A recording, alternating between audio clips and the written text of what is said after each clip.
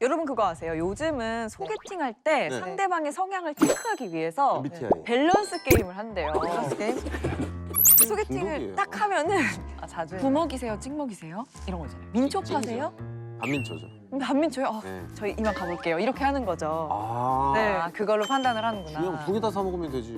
근데 이게 성향이 살면서 되게 중요하잖아요. 맞아요. 네. 사실 저희는 진짜 반대인 경우가 그래요? 많거든요. 식성 민초는 어때요? 네. 두 분은? 저는 민초다. 치약을 왜 먹느냐. 아, 저랑 남자분들은 라고 당연히 생각을 민초를 먹어야죠. 그 퓨전의 아름다움. 그러면 여기서 한번 고민해 보도록 하죠. 네. 물만두냐 군만두.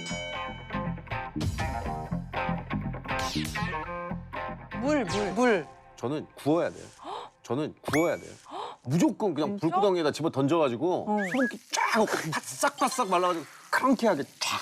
물만두가 그러니까 살 맛있죠. 찌는 거 아니에요? 자, 시작부터 저희가 밸런스 게임을 했는데 어떻습니까? 이게 선택하는 게 굉장히 어렵거든요. 네. 어려운 선택은 재테크에도 따라오기 마련입니다. 네. 힘들게 모은 나만의 소중한 시드머니. 음. 주식이냐? 부동산. 아, 선택하기 너무 어려운 문제입니다. 네. 네. 자, 그래서 오늘은 이 어려운 고민에 대한 답을 명쾌하게 해주실 선생님을 모셨습니다. 네, 오늘 아는 것이 돈이다 레슨을 맡아주실 분은요. 머니 트레이너 김경필 멘토님입니다. 안녕하세요. 네, 반갑습니다. 반갑습니다. 이 세상에 정말 불확실한 것들이 너무 많잖아요. 네. 모든 것이 다 불확실합니다. 네. 오직 확실한 게 하나 있다면 모든 것이 불확실하다는 사실 하나만 확실하죠. 명언이다, 명언. 오.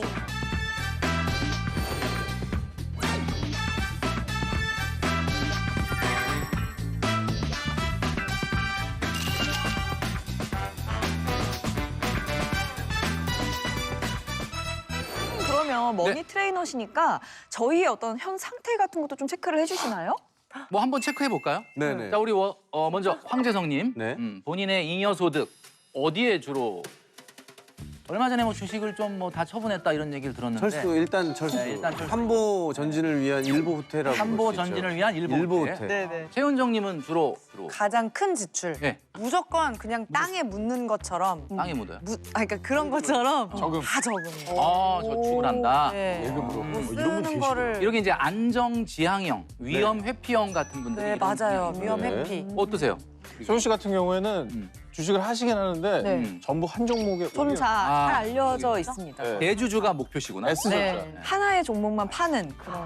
저도 이제 그렇게 주식을 조금 하면서 이게 뭐 3분의 1 정도 나눠서 이렇게 현금으로도 갖고 있고 주식도 하고 막 이랬는데 예, 이 프로그램 하면서 추천받은 주식 덕분에 진짜. 비자발적 장기 투자에 돌입된 상태입니다. 듣기로는 50년 정도 하셔야 된다고. 그래서 많이 좀 네. 기분이 썩 좋지만은 않은 자녀 때 성공하겠네. 네. 오. 다음 세대. 다음 세대. 길게 보고 억지로 가고 있습니다. 네, 저희들 어떤가요? 뭐 사실 세 분이 조금씩 다 다른 이야기를 하셨습니다. 돈을 벌면 내가 정말 못했던 걸 소비하는 쪽에 이 황재성님. 그리고 난 변동이 큰 거 싫다. 일단은 모은 거를 원금을 최소한 확보하는 차원에서 저축. 네. 그다음에 뭐 주식 이렇게 이제 어떻게 보면 다양하게 나왔는데 네.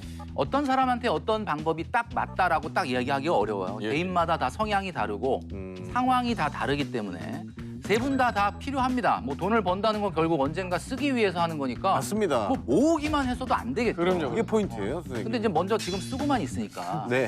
그게 많이 이제 벌써 일단 일부 문제다. 저축을 하고. 일부 저축. 네, 네. 한 60%는 저축을 하는 것 같아요.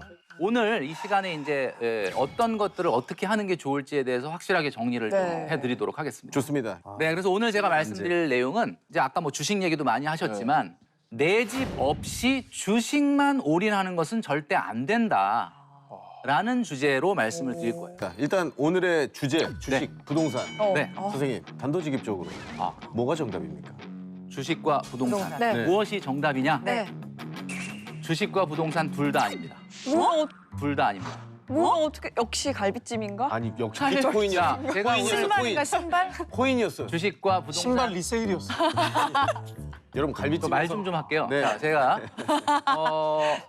부동산이라고 우리 알고 있는데 제가 오늘 이야기하려고 하는 것은 주택입니다. 무슨 차이야? 그게 주택 부동산 아닙니까? 중에서도 그게 주택 부동산 중에서도 아파트. 자, 부동산 아니냐라고 얘기하실 수 있는데 네. 부동산이라는 게 어떤 의미를 갖고 있냐면 사실 좀 움직일 수 없다. 맞아. 현금화하기 어렵다라는 특징으로 많이 소개가 되거든요. 예, 자, 그런데 아파트는 네. 저는 세미 캐시다라고 얘기하고 싶어요. 세미캐시면은 거의 현금에 가까운 자산입니다. 오. 그래서 우리가 부동산 그러면 자꾸 뭐 상가, 건물, 임야, 토지 뭐 이런 걸 얘기하는데 아파트는 좀 다르다라는 거예요. 아파트는 굉장히 획일적으로 규격화되어 있기 때문에 화폐와 동일한 효과를 가질 수가 있고 황금성이 굉장히 뛰어난 자산이에요. 그래서 오늘 제가 중점적으로 말씀드리고 싶은 것은 바로 1주택, 내 집 마련이 최고의 재테크다라는 이야기입니다.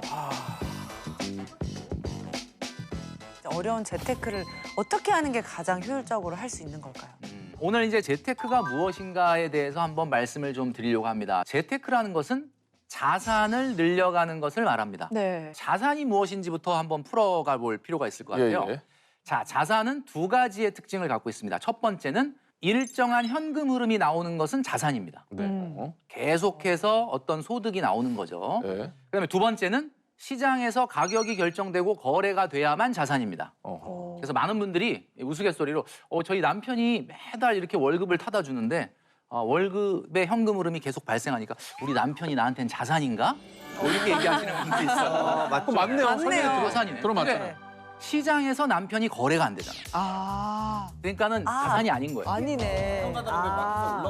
두 가지 항목에 다 해당이 돼야지 됩니다. 자산이군요. 이제 명확해졌습니다. 자, 그럼 자산이 뭔지 아시겠죠? 네. 왜 우리가 자산을 가지려고 하죠? 아직 자산이 충분치 않기 때문이죠. 네. 그러니까 우리가 재테크의 목적이라는 건 결국 언젠가 있을 수도 있는 은퇴. 내가 일을 하지 않더라도 자산이 나를 먹여 살릴 수 있게 해야 된다라는 겁니다. 그렇죠. 맞아. 자, 그러면 이 자산 가격이 어떻게 움직이는지 너무 궁금하죠? 네. 네. 자, 이거를 오늘 풀어볼 건데 자산 가격은 세 가지의 특징을 가지고 움직입니다. 자, 네. 첫 번째가 뭐냐면 현금 흐름의 양입니다. 양. 자, 제가 예를 들어보겠습니다. 우리 네. 황재성 씨. 네. 월세 100만 원 나오는 아파트하고 네. 월세 150만 원 나오는 아파트가 있어요. 네. 둘 중에 뭐가 비쌀까요? 월세 150만 원 나온 아파트가 당연히 비싸겠죠. 당연히 비싸죠. 그럼요. 생각처럼 똑똑하시군요. 역시. 너무 맞췄어. 자, 맞췄어요? 현금 흐름이 당연히 말씀하신 대로 1,800만 원 나오는 높은 거. 아파트가 비쌉니다. 네. 상식적인 얘기인데. 상식적인 얘기. 제가 네. 좀 전에 얘기했잖아요. 현금 네. 흐름의 양이 자산 가격에 네. 영향을 이건 좀 미친다. 당연- 집값이 당연하게 비싸면 당연히 월세도 비싸지 비싸죠. 않아요? 네, 네. 자, 그다음에 두 번째는 뭐냐면 월세 100만 원 나오는 아파트하고 월세 100만 원 나오는 상가. 어떤 게 비싸요? 아파트. 아파트. 상가는 잘 안 나갑니다. 제가 가게를 또 하기 때문에 네. 상가 하면은 황금성이 쉽지 않은 것 같아요. 정답. 이야. 자, 똑같이 현금 흐름이 1,200이라 하더라도 네. 현금 흐름의 안정성이 가격에 영향을 미치거든요. 그래서 아파트는 공실이 없습니다. 네. 그러나 상가 건물은 어떻죠? 공실이 될 수 있어요. 세입자가 나간다고 할 수도 있고 비어 있을 수도 있고 월세 항상 들어온다고 보장할 수가 없어요. 그래서 현금 흐름이 이렇게 똑같아도 현금 흐름의 안정성에 차이가 나기 때문에 가격이 달라지는 거예요. 맞아. 자, 그다음에 마지막 세 번째. 네. 기대감이 자산 가격에 영향을 미칩니다. 월세 100만 원 나오는 강남의 아파트가 강남의 있어요. 아파트. 월세 100만 원 나오는 비강남의 아파트가 있어요. 어떤 게 비싸요? 이거는 월세 100만 원 나오는 강남 아파트가 비싸요. 왜냐? 어쨌든 더 많이 오를 것 같아.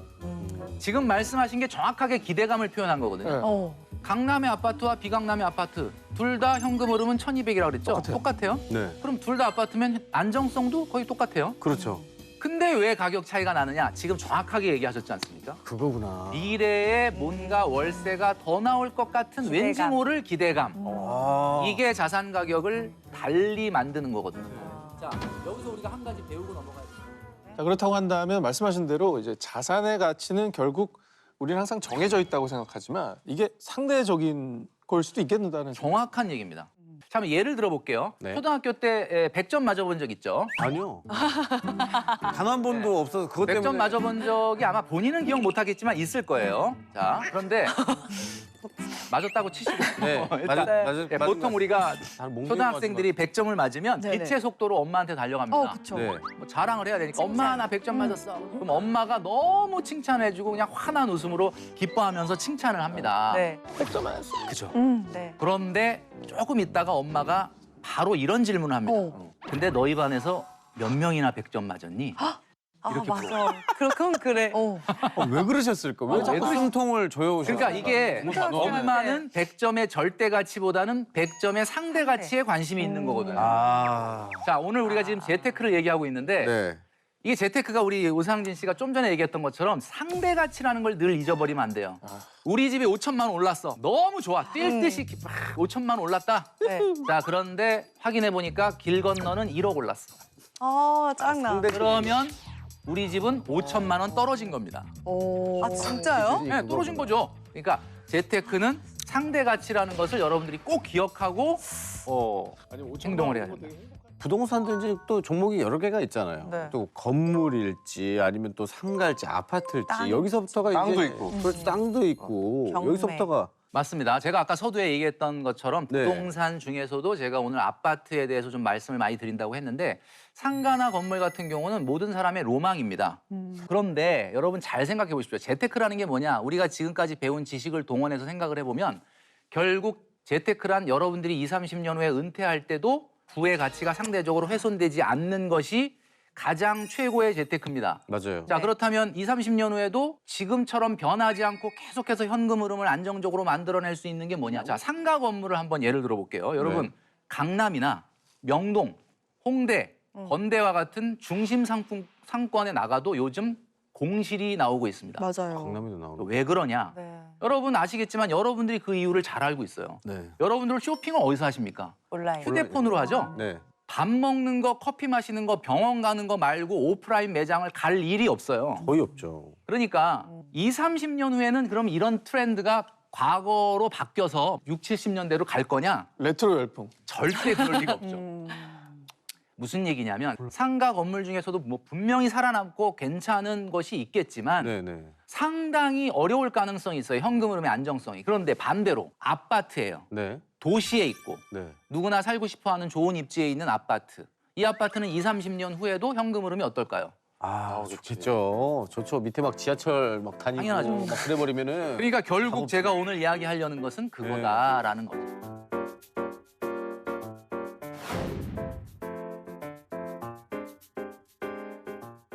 그러면은 저 같은 경우는 주식도 굉장히 안전한 주식에만 투자를 하는 편이거든요. 네. 근데 아파트가 주식에 비해서도 또 안정적이다라고 말씀해 주셨는데 어떤 부분이 안정적? 우리가 보통 주식과 부동산 이런 투자를 할 때 가장 많이 이야기하는 게 리스크라는 말이죠. 네. 자, 우리가 주식은 적은 돈으로도 투자를 할 수 있다라는 것에 많은 분들이 저변이 확대되어 있죠. 네. 오늘 뭐 주식 투자 안 하는 분이 거의 없을 정도로. 자, 그런데 이제 오늘 우리가 얘기하는 아파트, 내 집 마련은 정말 하고 싶긴 한데 진입 장벽이 너무 높다라는 것이 이제 문제 어머. 아니겠습니까? 근본적으로 이 두 가지의 차이는 리스크에 있다라고 보시면 돼요. 네. 근데 이제 사실은 리스크는 그래서 다른 말로 우리가 변동성이라고 표현하는 게 맞아요. 변동성. 우리가 표준 편차라고도 얘기할 수 있죠. 평균 값에서 얼마나 더 마이너스, 얼마나 더 플러스가 될 수 있냐. 이 확률 분포의 폭을 얘기하는 거거든요. 네네네. 그러니까 주식은 이렇게 변동성이 워낙 크기 때문에 네. 일반적인 분들이 경험이나 지식 없이 이렇게 쉽게 했다가 상당히 낭패를 보는 경우가 있는데 네. 오늘 제가 말씀드리는 주택은 상당히 표준 편차가 작습니다. 자, 20년 전에 대한민국의 어떤 주택을 샀더라도 집값이 올랐을 거죠. 네. 그쵸. 그죠? 그렇죠. 근데 20년 전에 어떤 주식을 샀는데 그 주식이 지금 과연 성공해가지고 굉장히 대박이 났을지 아니면 장담할 상패가 됐을지는 아무도 모르는 거 아니에요. 그럴 수 예. 이게 개별성의 차이가 결국 변동성, 리스크의 차이다.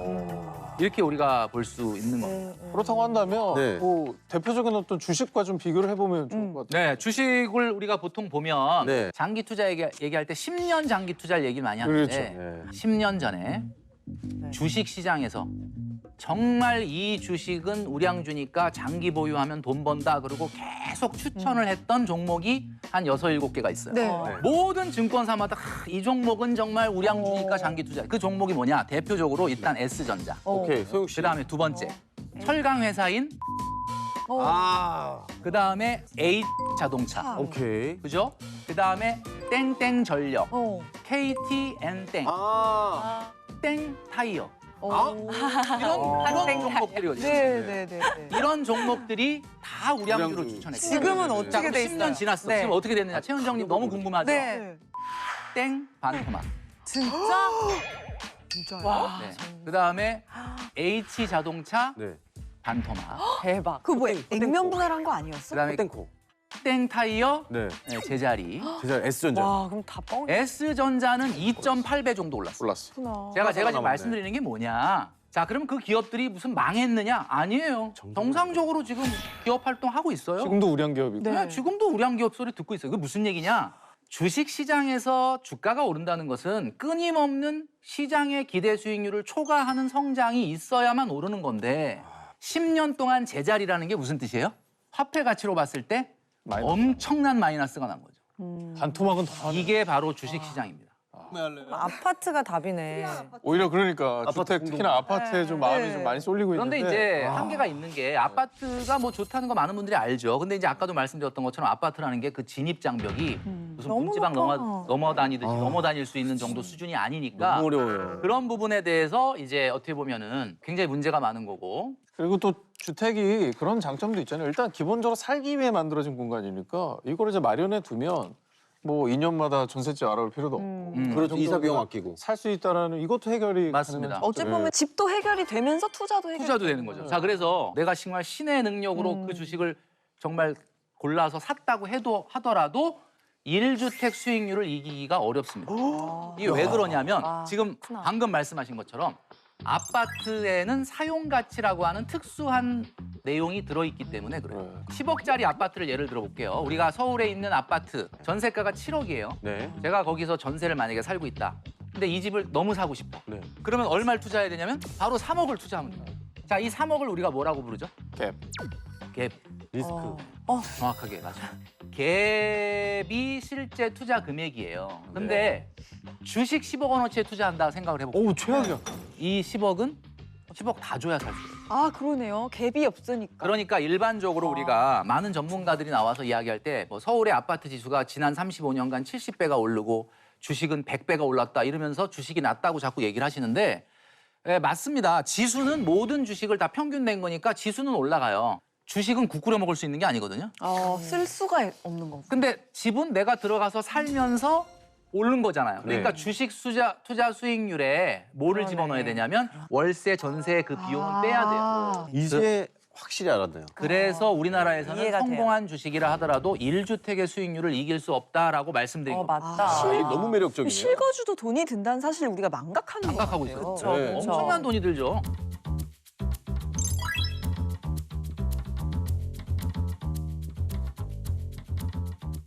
네. 그렇기 때문에 이제 내 집 마련을 위한 자금이 필요할 때 어떻게 충당하냐가 중요한 어디서 건데 나와? 어떻게 우리가 흔히 시드머니, 실탄이라고 많이 얘기하는 이 돈.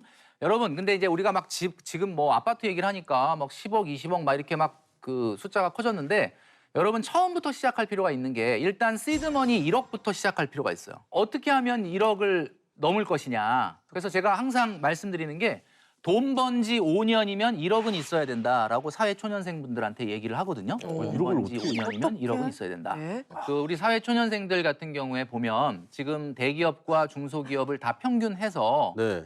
대졸 초임 연봉을 따져보니까 3,574만 원이라고 합니다. 이게 한 달에 얼마냐면 297만 원. 그러니까 한 300만 원 정도라고 보시면 될 것 300만 같아요. 원 정도. 네. 한번 좀 빨리 모아보자라고 독한 마음을 먹어서 만약에 3년 안에 모아보자 1억을. 그러면 얼마를 내야 아우. 되냐면 한 달에 269만 원을 모아야 돼요. 와. 뭐 한 달에 한 20만 원 쓰는 거죠. 이거는 불가능하겠죠? 대박. 사회초년생들한테는 4년에 모으려면 월 199만 원 정도를 모으면 되는데 이것도 사실 좀 만만하지 쉽지 않아요. 않죠. 한 달에 200인데. 그래서 5년입니다. 5년이면 158만 원만 모으면 되거든요. 이거는 이런 그냥 예금으로. 그러니까 뭐 만약에 저축을 한다면 그렇다는 뜻이죠. 네. 뭐 여기에 뭐 아니 근데 주변에 보면은 저도 사회초년생 때 그랬고 이게 뭐 사람들이 흔히 막 통장 된다고 하잖아요. 근데 그냥 분명히 월급이 들어왔는데 웃기다. 다 막 퍼가요 해가지고 텅텅 비네. 통장이 된다. 월급은 통장을 쓰지. 네. 로그 아웃, 로그인, 로그아웃 뭐 이런 네. 얘기하고. 그래서 왜 이렇게 돈을 모으기가 다들 힘들까요? 그래서 제가 여러분들 내가 왜 직장 생활 그래도 꽤 했고 왜 이렇게 돈이 안 모이는지 그 안 모이는 이유에 대해서 말씀을 드릴 건데 네. 일명 내가 돈을 못 모으게 하는 오적. 오적. 내 통장에도 오적이 있구나. 오적이 있어. 자, 그 오적을 한번 알아볼까요? 첫 번째는 이 세상에서 내가 돈 모으는 거를 방해하는 유일한 사람이 있으니 그게 바로 나 자신이다. 아, 내 잘못이었어. 아. 나노. 나눔. 나눔이죠, 나눔. 첫 번째는 마이너스 통장입니다. 아, 다행이다. 그런 거 없다. 만들면 안 되지. 전 나도 없어요. 없어요. 선생님. 없어요. 우리가 마통이라고 하죠. 네. 네. 마이너스 통장에서 돈을 꺼내서 주식을 샀거나 갭 투자를 했다 그러면 박수. 그거는 잘한 거야. 아, 투자를 했으니까. 그래도 그 돈을 쓰지 않고 어딘가 자산으로 바꿔놨으니까 잘한 건데 가방 몰았다. 사고 차 바꾸고 해서 마이너스가 커졌다. 이거는 어떻게 해결이 안 되는 거거든요. 그래서 이 마이너스 통장을 보는 순간 저축은 싹 입맛이 떨어집니다. 왜냐면 내가 마이너스 있는데 무슨 저축을 하냐. 오, 네네네. 두 번째는요? 두 번째는 신용카드의 무이자 할부입니다.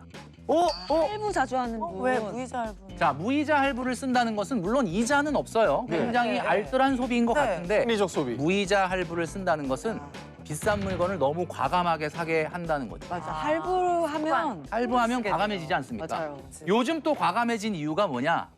에이, 그냥 샀다가 마음에 안 들면 채소 마켓에 팔면 된다. 아 맞아 맞아. 또 뭐 이러니까 더 과감해진다. 네네. 심지어는 채소 마켓을 너무 열심히 쓰다 보면요. 내 취향을 안 사고 어느새 대중의 취향으로 물건을 사요. 진짜 그래. 아. 진짜 그래. 어디서 많이 네. 본 것 같은데? 나 지금 뼈가 너무 아프네. 그래서 어디서 본 게 아니라 다 네. 우리가 한 번씩 했던 나노 짓이에요. 나노. 신발장 안에 몇 개가 들어있어. 네. 또 그러니까 있나요? 자, 세 번째는 할인의 유혹에 빠지다. 할인 너무 좋은데. 할인 너무 좋죠. 네, 너무 네, 좋아. 할인. 할인을 안 받으면 왠지 좀 섭섭하죠. 네. 손해본 것 같죠. 그죠? 네. 막 이건 사야 돼. 막 충분 구매. 특불원 이런 거. 현대인들은 필요한 물건을 사는 게 아니라 싸면 그냥 삽니다. 맞아. 그리고 사놓고 언박싱 해놓고 보니까 필요한 게 아니네? 안 써. 네, 그럼 다시 또 채소 마켓. 맞아요. 이거에 또 악순환. 네네. 이게 되는 거예요. 와 그러네. 자, 네 번째는 말이죠. 네. 카페인 중독입니다. 이건 약간 그건 나 뭐예요? 약간 커피? 이거 커피 먹는 거? 네. 카페인 중독 커피 값이 얼마나 된다 그러냐라고 말씀하시는데 저는 커피를 얘기하는 게 아닙니다. 네. 그러면 그럼 카카땡, 페이스땡, 그 카페인 그거 뭐야? 인땡땡 그램을 얘기하는 거. 그게 왜요? SNS 중독. 자, 그건 안 되는데? 오늘도 멋진 사진 하나 안 올리면 뭔가 좀 불안하고 아, 나가야 되구나. 나가서 포기를 해야 되고 나가야 되고 그죠? 예쁘게 입고 좋은데 가. 자연 사진 막 찍어서 올린다 그러면 갑자기 이분이 돈이 없나 이런 생각이 아. 그래 남을 의식하다 보면은 돈을 쓰게 돼 있어. 그것도 맞네. SNS. 마지막 다섯 번째가 제일 중요한 겁니다. 바로 목적 없는 저축. 목적 없더라도 저축하면 좋은 거 아니야? 왜 저축을 왜 하세요? 저요? 사실 저도 왜 하는지 모르겠어요. 그렇죠. 그냥 일단 대부분 분들한테 저축을 왜 하냐 물어보면 이렇게 얘기해요. 다 쓰기가 좀 그래서. 네, 무조건 아껴야 될 것 같아가지고. 그러면 자 이렇게 목적이 불분명한 저축은 만기가 되면 굉장히 큰 소비가 일어납니다. 남자분들은 아침에 차에 시동을 걸면 엔진에서 소리가 유난히 크게 들립니다. 아. 바꿀 때가 됐어. 바꿀 엔진이 때가. 수명을 다한 것 같아. 그런 성향이 좀 있는 그날따라. 것 같아. 우리 여성분들 적금 만기다. 백화점에 가면 이상하게 가방이 눈에 들어요. 아. 사야 될 것만. 본능적으로 만기가 다가오면 아니까. 가격을 딱 확인하잖아요. 가방의 가격을 깜짝 놀랍니다. 비싸서 놀라는 게 아니라 내 적금 만기 금액하고 너무 비슷해. 아, 이게 무슨 우연의 일치야. 이거는 신의 내 계시다. 거라는 운명이야. 이건 신의 계시. 운명이다. 운명이다. 빠바바바. 그래서 목적 없는 저축은 결국 열심히 모아서 한번 세게 지르는 소비가 될 뿐이다라는. 사실 또 목돈을 모으는데 뭐 이런 거 아무리 아껴도 사실 주식이나 정말 뭐 암호화폐 아니면 요즘 뭐 맞습니다. 적금 이게 언제 너무 하냐 이자율이 낮다. 비효율적이다. 이런 얘기가 많은데 세금도 많죠. 적금으로 목돈이 저는 항상 그 뭔가 이야기할 때 비유를 많이 하거든요. 네. 비유를 해야 이해를 빨리 하시더라고요. 맞아요. 여러분 항공기가 인천공항을 이륙해서 샌프란시스코까지 날아간다라고 하면 11,000km 정도를 비행을 하는데 가장 연료를 많이 소모하는 구간이 언제인지 아십니까? 이륙을 이륙 맞아요. 맞습니다. 맞아요? 그러니까 그때 비행기가 되게 그 무거운 기체를 상공 11km까지 띄워 올려야만 그때부터 저항 없이 네. 800km로 날아가거든요. 순항을 하는 거. 제가 말씀드렸죠. 네. 1억까지 시드머니를 만들 때 뭐 주식으로 할 수 있고 코인으로 할 수도 있겠지만 이건 뭐 1억이 되면 다행 안 되면 말고 이게 아닙니다. 여러분들 1억이라고 하는 시드머니를 만드는 것은 굉장히 중요한 문제이기 때문에 마치 비효율적인 것 같다 하더라도 저축을 하셔야 돼요. 야, 진짜 비유를 너무 알아듣기 쉽게 설명을 해주시네요. 저는 이거는 황재성 씨가 똑똑해서 잘 알아듣는 거예요. 선생님 진짜 이제 눈물 날 것 같아요. 날 인정해주는 사람.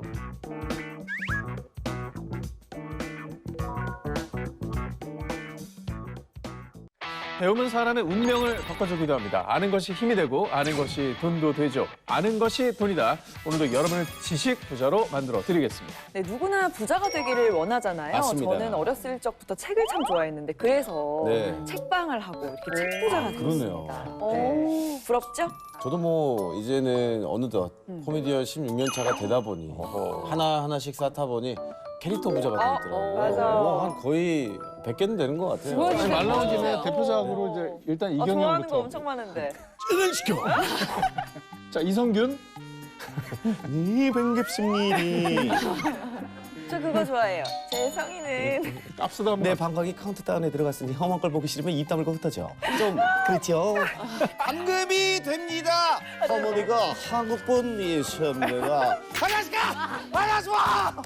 네, 아무튼 옆에 또 네, 혜정 씨는. 저도 직업이 모델이다 보니까 네. 아무래도 디자이너 분들한테 선물도 많이 받고 본의 아니게 옷 부자가 됐어요. 오, 나 이거 아니 뭐 궁금해. 저희가 이제 여러 가지 얘기를 하면서 네. 이제 부자 얘기를 했습니다. 뭐 책 부자, 개인기 부자, 옷 부자는 다 좋지만 뭐니 해도 근본적으로 머니 부자가 결국 그 얘기 하시려고 저희를 갖고 놀았군요.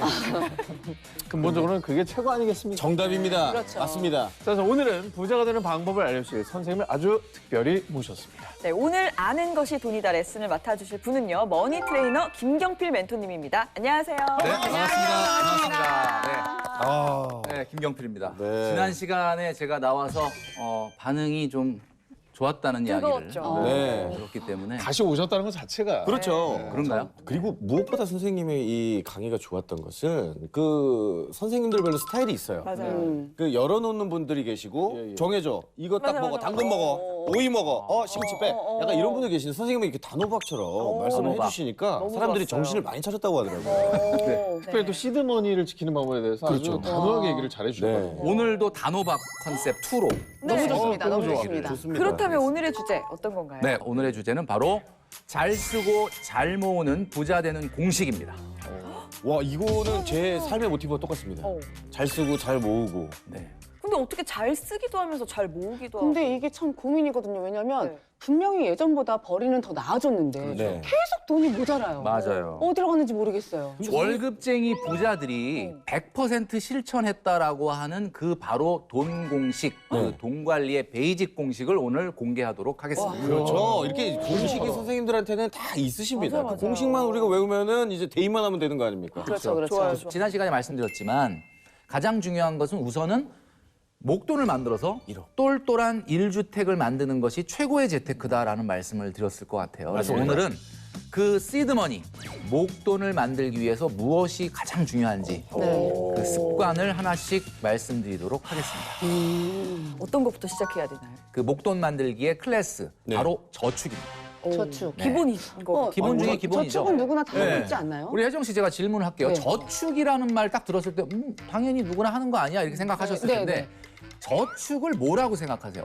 나는 저축은 난 이런 거라고 생각한다. 알고 있는데 질문을 하시니까 되게 무서운데 아니 뭐 그냥 있는 돈을 있는 돈을 네 모아두는 거 아닐까요? 모아둔 어디다 모아? 뭐 은행이나 은행이나. 뭐 저금 금고. 뭐 적금 뭐 이런 그렇죠. 걸로 적금. 예, 맞습니다. 예. 혜정 씨께서 정확하게 얘기하셨는데 사실은 많은 분들이 저축을 그냥 내가 안 쓰고 통장에 그냥 두면은 맞아요. 그게 저축 아니냐라고 이야기하시는 분들이 많이 있거든요. 네네. 그렇지가 않습니다. 정확하게 얘기하면 안 쓴다 그래서 그게 저축이 아니다라는 거예요. 제가 오늘 저축의 정의를 정확하게 말씀드리고 넘어가도록 하겠습니다. 네. 초등학교 때 배운 건데. 저축은요. 자산으로 가는 돈을 저축이라고 하는 겁니다. 부동산이 될 수도 있겠네요. 내 집에다가 투자하는 것도 저축이. 예를 들면 결혼 자금이나 주택 자금이나 또는 뭐 노후 자금이나 사업 자금을 모으기 위해서 하는 저축이라면 그게 저축으로 볼 수가 있는데 네네. 여행을 가려고 또 친목 계획 이런 걸로 만든 것은 결국은 모아서 세게 한번 소비하겠다라는 쪽으로 가는 거니까 한번 크게 써보겠다. 네, 그거는 내가 사고 저축이 싶은 아니에요. 뭐 이어폰 이런 거 사려고 뭐 한 5만 원씩 몇 달 모으고 이런 거는 저축이 아니라 저축이 아니고 연기된 소비다. 연기된 소비. 뭐 전문 용어로 총알장전이라고 하죠. 한번 세게 갈기자. 네. 위스키 면세점에서 세게 한번 갈기자. 연사로 쫙 예. 이렇게 하려고. 제대로 갈겨야지. 연기된 소비. 돈 관리에 있어서 이런 말이 있어요. 우리가 그 사법제도에 보면 무죄 추정의 법칙이라고 있죠. 예. 증거가 확실하게 나오기 전까지는 무죄로 본다. 네. 돈 관리에서는 소비 추정의 법칙이라는 게 있어요. 영수증이 나오기 전까지는 소비 추정의 법칙은 뭐냐? 확실하게 저축을 하지 않은 거는 다 쓴 걸로 본다. 자산화가 안 되면 그건 언제든 쓰게 돼 있다. 언제든 쓰게 됩니다. 여러분 통장에 남아도는 돈 그거 저축되든가요? 절대 그렇지 않습니다. 스물스물. 조금씩 없어집니다. 녹아 죽어요, 선생님. 네, 그래서 결국은 안 쓴 게 저축이 아니고 저축 안 한 게 다 소비다. 이렇게 보시면 돼요. 우리는 똑같은 느낌이지만 네. 반대로 얘기하자면 저는 예를 들어 타이트하게 한 달 제가 얼마 쓰는지 아니까 그 금액만 빼고 다른 걸 다 저축을 했어요. 그랬더니 딱 한 달 내가 쓸 용돈만 갖고 있으니까 허리띠를 졸라매게 되더라고요. 안 쓰게 돼요. 그런 게 있더라고요. 현명하게 사셨네요, 계속. 근데 왜 돈이 안 모이죠? 어떻게 된 거예요? 그러면 남편분 핸드폰을 좀 빌려주시면 영문이 깔려 있으면 아 그래요? 하나 지금부터 네. 돈 관리 베이직 공식의 그 첫 번째 공식을 말씀드리겠습니다. 이게 이제부터 여러분 이 공식 외워야 됩니다. 자, 목돈의 공식입니다. 네. 목돈의 공식. 자, 목돈이 아닌 푼돈을 자꾸 만드는 분들이 너무 많아요. 네. 예를 들면 이런 거죠. 사람들은 말이죠. 자신의 월급의 3배 이상의 돈만을 목돈으로 인식합니다. 심리적으로. 내 월급의 3배. 그래서 한번 제가 질문해 보겠습니다. 상진 씨께 질문해 보겠는데 네네. 한 200만 원 정도 지금 돈이 생겼다고 한번 생각해 볼게요. 갑자기요? 네, 갑자기. 200만 원 딱 생겼어요. 뭐 하실래요? 피규어지 뭐. 갑자기 꽁돈 생겼는데요? 피규어, 자전거. 좀 미래를 위해 투자를 하고 싶은데. 또 그러시네. 아니, 진정성 있게 그냥 인간 오상진으로 대답해 주세요. 제가 눈여겨보는 네. 스니커즈. 바로 그겁니다. 요즘에 자꾸 신발을 사면서 미래를 위해 투자한다고. 200이 된 게. 근데 갑자기 근데 없던 돈이 생기면 저는 약간 눈여겨봤던 거. 그냥 약간 가치가 오를 것 같은 거. 맞아요. 그거를 사서. 지금 뭐 약간 재테크 핑계를 좀 대고는 있지만 어쨌든 소비의 생각이 먼저 딱 든다는 거예요. 만약에 2천만 원이 생겼다. 그럼 어떻게 하실 겁니까? 2천만 원은 다르죠. 2천만 원 다르죠. 무슨 생각이 번뜩 드세요? 일단 아내한테 줘야겠다. 돈이 생겼다는 걸 이실직고를 일단 하고. 이것도 좀 나중에 진정성 걸리기 없는 것 전에. 같은데. 주인한테 보고를 하고 네, 일단 주인한테 1,800을 벌었다고 뻥을 친 다음에 200을 다시 스니커즈로. 여보 난 1,800이 생겼어. 바로 이거예요. 기승전 스니커즈네. 당연한 거 아닙니까, 선생님? 목돈의 공식이 바로 이겁니다. 그래서 여러분들이 저축을 할 때 10만 원, 20만 원, 30만 원짜리 저축하시는 분들 너무 많거든요. 네. 10만 원, 20만 원, 30만 원짜리 저축을 하면 얼마 나와요? 1년 후에? 120, 240, 360. 물론 뭐 몇만 원 정도 이자는 붙겠지만 네. 요 정도 돈이 나온다는 거예요. 아까 오상진 씨가 바로 소비를 생각했던 금액. 그 금액만 맨날 만기로 타는 거야. 그럼 딱 쓰게 되겠네. 계속 쓰게 되겠다. 이 돈을 모으나 훌륭해. 저도 20만 원짜리 해놨는데 사이판 가자. 사이판 나왔습니다. 사이판. 밤 나왔고 스니커즈 나왔고. 그러니까 이게 결국은 내가 하고 있는 10만 원, 20만 원, 30만 원짜리 저축의 결국 말로는 어떻게 되느냐? 다 소비로 간다. 라는 소름 돋았어. 그러니까 어떻게 해야 되는지 방법을 알려드릴게요. 10만 원, 20만 원, 30만 원 이렇게 딱 떨어지는 금액을 하지 마세요. 그거보다는 딱 떨어지는 만기 금액을 타는 저축을 하세요. 잠깐 다시 한 번만 말씀해 주세요. 딱 떨어지는. 그러니까 내가 지금 내는 돈이 딱 떨어지고 타는 돈이 지저분하잖아요. 네. 그렇게 하지 말고 타는 돈을 딱 떨어지고 내는 돈은 지저분하게 내라. 이거. 그러니까 뭐 1,400원 막 이렇게 내더라도 자, 예를 들어볼게요. 1,000만 원. 네. 1,000만 원 모으기 저축을 해보자. 요즘 금리가 좀 많이 올랐거든요. 그래서 82만 3,930원을 내면 됩니다. 한 달에. 근데 금액이 좀 약간 지저분하잖아. 네, 반올림 하는데 대부분. 근데 탈 때는 딱 1,000만 원 타는 거죠. 괜찮다. 그냥 목돈으로 확 느껴지네요. 근데 1,000만 원을 딱 타서 그거를 부서뜨리기가 조금 그렇지 않습니까? 예, 예. 아까 1,000만 원 정도면 일단 암호로 허투루 쓰기가 좀. 네. 그리고 한 가지 더 말씀드리자면 스스로 열심히 돈 모으는 나 내가 응원하겠다 해서 그 스니커즈를 본인한테 선물을. 예, 본인한테 선물 맞아요. 너무 좋다. 본인한테 선물 쿠폰이 들어있는 적금을 하세요. 그런 게 뭐예요? 스스로가 만드는 거죠. 1,000만 원짜리 적금을 하는데 1,020을 타게 세팅을 하는 거예요. 1,020을 타게 세팅을 하는 거예요. 그래서 아시겠어요? 네, 이제 알겠습니다. 선생님, 두 마리 토끼를 다 잡으셨군요. 근데 하여튼 1,000만 원이 아닌 1,020만 원을 타는 적금을 해서 딱 타면 1,020만 원 중에 1,000만 원은 재투자를 아까 상진 씨 말씀하신 것처럼 하고 20만 원은 한우를 사 먹어라. 그러면은 기분도 네. 좋고. 1년 동안 자기 고생한 나한테 보상을 하는 거지. 칭찬은 받아야 돼. 200만 원 스니커즈 사려면 1억 넣어야 돼. 잘해봐요. 1억 모아야 200만 원 네. 리워드 아니면 받을 수 근데 결국 그 리워드를 받기 위해 난 1억을 모아야 되겠다는 목표가 생긴 거죠. 그렇죠. 이게 중요한 거지. 아, 이런 목표가 있어야 그래서 되는데. 1,020만 원 하려면 84만 원 적금하면 돼요. 그러니까 그게 심리적으로 목돈이라고 하는 사람이 약간 허투루 안 쓰게 되고 맞아요. 좀 지키려는 어떤 본능이 발동된다. 맞아. 너무 깔끔하다.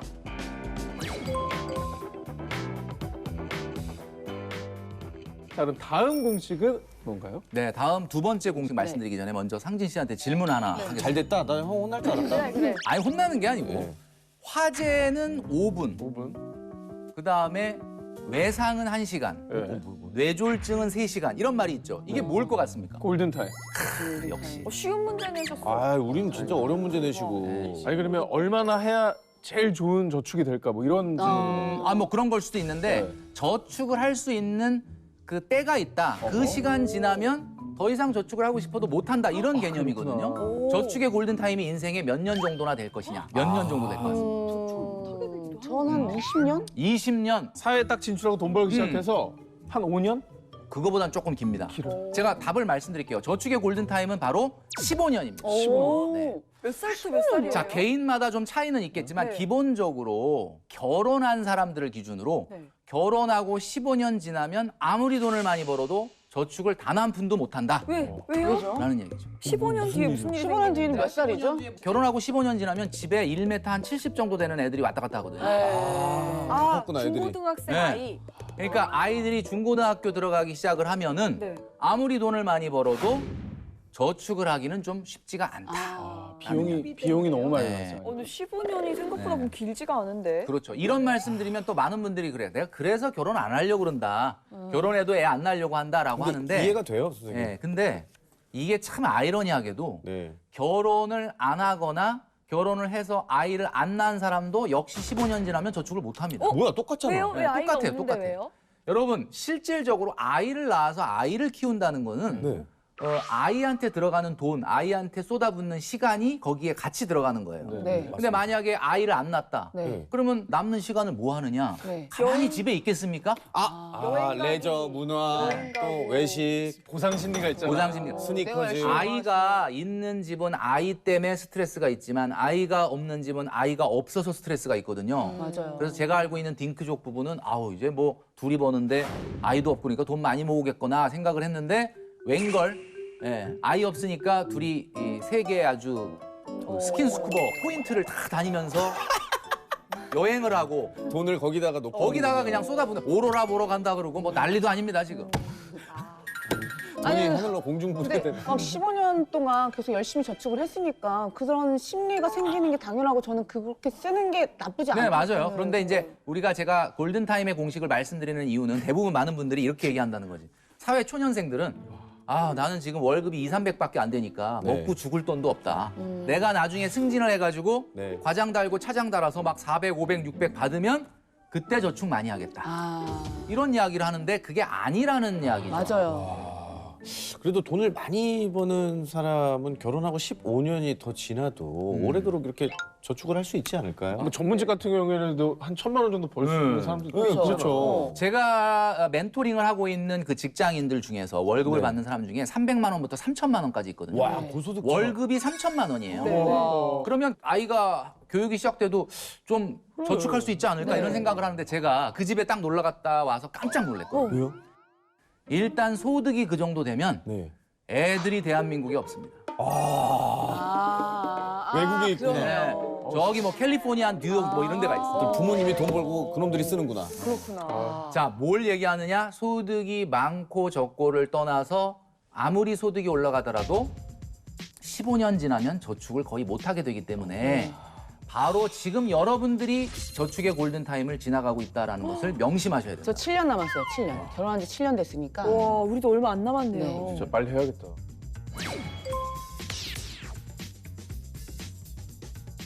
네, 저축에도 골든타임이 있다. 저희가 계속 흥미로운 돈 관리 공식을 배우고 있는데요. 다음 공식도 알려주세요. 네, 세 번째 공식을 알려드릴게요. 4가지 예산의 공식입니다. 그러니까 예산. 네 가지 예산. 예산. 예산. 뭐 우리 주부님들 같은 경우는 한 달 생활비 예산이 있을 거고 뭐 직장인들은 한 달 용돈이 있을 텐데 한 달에 예산이 얼마냐 이렇게 물어보면 답변을 바로 못해. 그러네. 그리고 뭐 이렇게 생각을 하다가 이럽니다.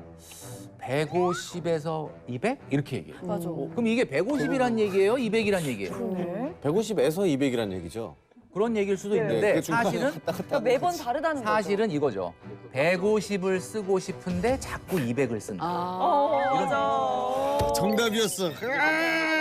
그래서 네 가지 예산의 공식이 필요한 이유를 말씀을 드리겠습니다. 우선 예산은 말이죠. 최소한 월 예산 3가지와 연간 예산 1가지 정도를 만들어야 된다. 4개나 돼요? 이게 바로 네 가지의 예산 공식이 되겠습니다. 월 예산, 월 예산. 월 예산. 월 예산 3개. 기본적으로 들어가는 돈을 우리가 보통 고정 지출이라고 그러죠. 네. 자, 여러분 고정 지출은 특별히 예산이 필요가 없습니다. 그래요? 왜냐하면 고정 지출을 한번 딱 정해 놓으면은 그 금액 이상은 잘 안 나가잖아요. 네. 예를 들면 교통비, 통신비, 대출 이자, 네. 공과금 이런 건 딱 정해져 있잖아요. 네. 거의. 그러니까 이거는 사실은 예산으로 묶어서 이렇게 관리하는 거 할 필요는 없는 거고 처음에 정할 때 잘 정해야 되는 거죠. 네. 근데 제가 말씀드리는 거는 변동 지출 예산을 얘기하는 거예요. 근데 오히려 변동비는 예산이 없는 것 같아요. 변동 지출이 예산이 없죠. 네, 왜 네. 변동 지출 예산이 없냐? 변동 지출은 여러분들한테 꼭 말씀드리고 싶은데 방송을 보시는 많은 분들 꼭 한번 해보시길 바랍니다. 신용카드 영수증 네. 네. 6개월치를 다 출력해 보세요. 6개월. 6개월 다 뽑아서 색깔을 칠하는 거야. 일단은 외식비, 네. 쇼핑 유흥비, 네. 문화 레저비 네. 이 3가지를 한번 색깔을 칠해 보는 겁니다. 네. 이거 해보면 진짜 재밌습니다. 혜정 씨 꼭 한번 해보십시오. 네. 해보면 뭐가 재밌느냐? 추억도다. 추억이요. 맞아. 나 거기서 그날 아, 내가 그때 거기서 거기서 이걸 먹었었어 이러면서 맞아. 추억여행. 추억 그때 여행이에요. 누구랑 갔었더라? 누구랑 갔었더라 이렇게 생각나기도 하고. 그리고 이제 중요한 건 뭐 이제 영수증 6개월치를 놓고 쭉 색깔 칠해가면서 한 달에 난 평균 얼마를 먹고 얼마를 어디에 쓰는지를 대충 파악을 했으면 내가 생각할 때 적절한 예산을 거기서 짤 수가 있다는 거예요. 그래서 짜서 그거를 만들어야 되는데 좀 더 예산을 세부적으로 나누면 더 좋습니다. 이게 바로 네 월 가지의 예산 세 예산 가지. 공식이 되겠습니다. 자, 그래서 제가 오늘 제 개인적인 예산을 한번 보여드릴. 요거 얘기하면 좀 창피하긴 한데 선생님, 이런 제가 게 대단하신 겁니다. 판례를 준비해 왔거든요. 선생님, 이런 개인의 그런 대박, 비밀스러운 대박. 시크릿한 그래, 것들을 뭘 얼마나 이게- 쓰시는지 너무 궁금해. 대박. 그렇죠. 자, 여기 보시면 자 이렇게 나눠놨죠? 네? 네, 한 보시면 달이에요? 한 달에 한 달입니다. 한 달. 진짜 한 달. 세부적이야. 머니 트레이더인데 75를 쓰세요? 네. 자, 세부적이야. 일단 외식비, 쇼핑, 유흥비, 문화생활비로 나눠져 있죠. 이렇게 외식비 35만 원이 중요한 게 아니야. 그 안에 세부적으로 보면 배달 예산 10만 원. 와. 치킨 예산, 치킨 예산. 여기 보면 쇼핑, 유흥비 예산 안엔 올리브땡 예산이 제가 따로 진짜 있습니다. 신기하다. 자주 가거든요. 그래서 네. 그다음에 기타 쇼핑 예산이 있고, 자 문화 레저비 안에는 별다방 예산이 있습니다. 네. 사람도 만나고 하시니까. 예산을 쓰다 보면 많은 분들이 하는 얘기가 너무 답답하지 않냐. 솔직히 말하면 저는 보고 약간 조금 너무 디테일하게 저렇게 짠하다. 이제 짜놓으니까 약간 숨 막히는 느낌이 없지 않아 있긴 있습니다, 선생님. 근데 제가 아마 방송 보시는 분들도 똑같이 공감하실 거예요. 근데 제가 이거를 여러분들한테 진짜 말씀드릴게요. 저는 어떤 소비를 하더라도 소비 염려증이나 죄책감이 없는 완전한 경제적 자유를 누리고 있습니다. 내가 허락. 예산 안에서 예산 안에서 쓰니까. 아, 예산을 만들어 놓으면 경제적 자유가 뒷받침되는 예산을 한 1억을. 또 이 머리 쓰는 사람들 있다니까. 물론 돈은 없어. 그래서 지금 말씀드린 외식비, 쇼핑, 유흥비, 문화생활비가 이 변동 지출의 기본이기 때문에 월 예산을 이렇게 나눠서 한번 사용을 해보셔라. 네. 네. 본인하고 게임을 하듯이 그러니까 재밌네요. 재밌습니다 이게. 김병필 트레이너님, 네, 월 예산을 저희가 뭐 이렇게 한다는 건 이제 알겠어요. 연 예산은 어떻게? 네, 연간 예산이라는 거, 이 연간 예산이 바로 계절 지출이라는 겁니다. 계절 지출. 계절 지출이 뭐냐? 매달 사용되는 금액은 아닌데 네. 특정한 시즌에만 나가는 지출이 있어요. 아, 그럼 뭐 여름 겨울 아닌가요? 그게 뭐냐? 제가 4가지로 분류를 해놨는데 그게 뭐냐면 일단 명절, 아 명절 그렇죠. 그다음에 계절이 여행과 휴가, 네. 그다음에 이벤트, 그다음에 겨울 의복비. 아, 겨울의복은 비싸니까. 그래서 제가 요것도 좀 판례를 하나 준비했는데 네. 요것도 아니, 좀 창피한데. 진짜 지금 말씀하신 것들이 진짜 목돈이 나가는 종목들이에요. 네. 맞아요, 맞아요. 제가 1년간 이 계절 지출 예산을 설정한 겁니다. 오, 오, 생각보다 진짜 세게 나가네. 그러네. 자, 요 4가지에 1년에 670만 원 정도가 나간다라고 되어 있거든요. 어버이날은 잘 안 챙기시네요. 어버이날은 이벤트에 들어있죠. 이벤트. 아, 그건 또 어버이날이에요? 어버이날에 들어있죠. 아, 이게 진짜. 촘촘하게 계획이 있으시네요. 그러네. 그다음에 이벤트는 아까 말씀드렸던 것처럼 가족 네네. 생일.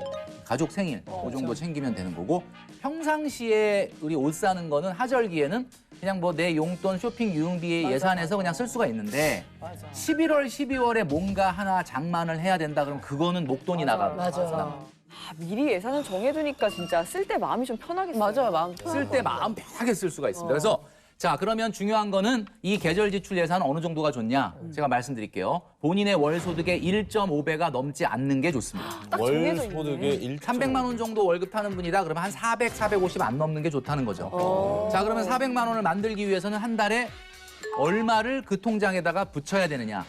그러면 33만 원씩 자동이체를 걸어야 돼. 자동이체를 걸어. 33만 원. 적어야 될 것 나 같아요. 펜을 안 여기 갖고 없네. 와가지고 큰일 났네. 그러니까 근데 지금 거의 계속 외우고 있어요. 맞아요. 적으면서 또 외워지기도 하고. 그래서 여기서 한 가지 더 주의해야 될 거는 내가 계절 지출 통장 400만 원을 쓰겠다라고 만들어 놓고 33만 원 자동이체로 끝나면 안 됩니다.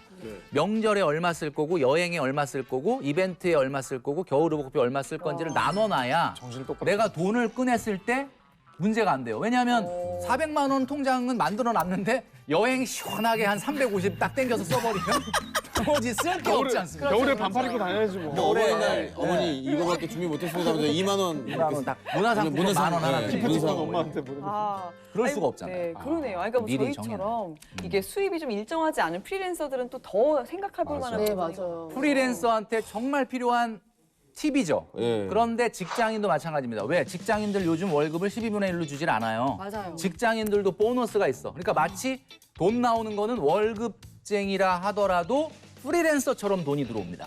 그러니까 이게 꼭 하셔야 돼요. 그러면 경계가 상관없네.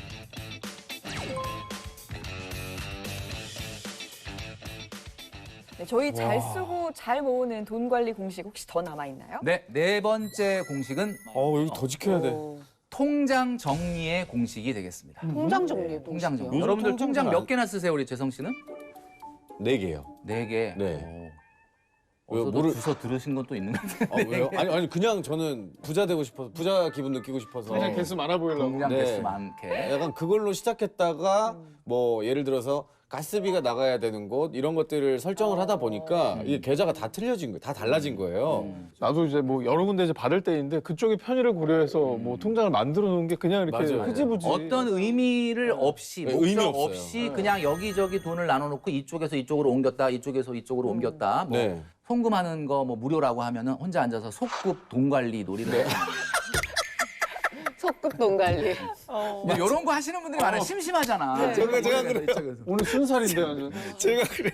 우선 통장이 4개 정도가 지금 말씀하신 대로 필요한데 첫 네. 번째가 월급 통장입니다. 그렇죠. 있죠, 있죠. 월급 통장 있죠? 네. 자, 네. 근데 이 월급 통장의 용도가 네. 많은 분들이 아주 만능 통장으로 사용을 여기서 하고 쌓여 있잖아요. 쌓여 있 항상. 통장 정리를 할 수가 없어. 워낙 들어오고 나가는 돈이 많아서 맞아. 복잡합니다. 네, 맞습니다. 자, 이렇게 하지 마시고 월급 통장의 용도는 말이죠. 네. 월급을 받는 용도 외에는 사용하시면 안 돼요.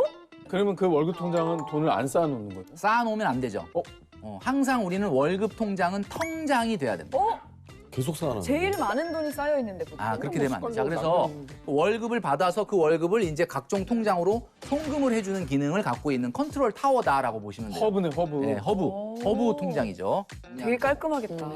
그다음에 두 번째 소비 통장이라는 게 있는데 이게 바로 여러분들이 지금 쓰시고 있는 월급 통장의 기능인 거죠. 네, 맞아요. 자, 이 소비 통장에는 바로 월급날 월급 통장에서 한 달 예산이 입금되는 겁니다. 아까 우리 예산 배웠죠? 예산. 네. 예, 변동지출 예산. 그러면 그 자동이체에 예산이 걸어놓으면 입금이 딱 되는 거죠. 이 통장을 합쳐서 쓰고 있었네요. 저희는. 그다음에 세 번째는 아까 말씀드렸던 계절 지출 통장입니다. 네. 연간에 이 비정기적인 계절 지출을 모아놓은 통장. 아까 말씀드렸죠? 매달 일정한 금액을 송금을 해서 네. 이번 달에 만약에 여행을 휴가가 있어서 가야 된다. 그러면 얼마 정도를 써야지라고 예산을 세운 다음에 여행을 갔다 오세요. 갔다 오고 난 후에 영수증을 모으셔서 이 영수증 금액만큼은 그 통장에서 꺼내서 결제하시면 됩니다. 마지막 네 번째 통장은요. 예비자금 통장이라는 겁니다. 자, 만일 보너스나 상여금이 많이 들어오는 직장이다라고 하면 이거를 좀 따로 담아놓을 필요가 있는 통장이 필요해요. 네. 근데 이거를 월급 통장에 남은 보너스를 담아놓으면 어떻게 되느냐? 여기에 이렇게 돈이 딱 들어있으면 어느 순간 그 돈을 이렇게 계속 쳐다보잖아요. 맞아요. 네. 제가 그러면 말했던 자꾸 이상한 생각이 들어요. 그러네. 신발집으로 눈에 보이면 보내야겠다. 쓰게 되니까. 맞습니다. 네. 그래서 사실은 예비자금 통장이라는 게 없으면 제일 좋기는 해요. 왜 그러냐면 혹시 어떤 일이 생길지 모르니까라고 만들면 혹시 그 어떤 일을 본인이 만들어요. 생각하지 말아라. 바라면 이루어진다. 바람에 이루어진다. 그렇죠. 그러니까 예비자금이라는 말 자체가 잘 보시면 예비자금 언젠가 예비 상황에서 쓰겠다는 거잖아. 맞아요. 그 예비 상황을 본인이 만들어 버린다니까요. 맞아요. 본인한테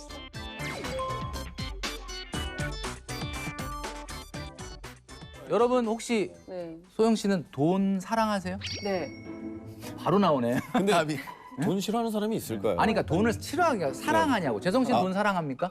사랑하죠. 사랑합니까? 네. 그럼요. 혹시 국어 사전에서 네. 사랑이라는 단어 찾아보신 적 있습니까?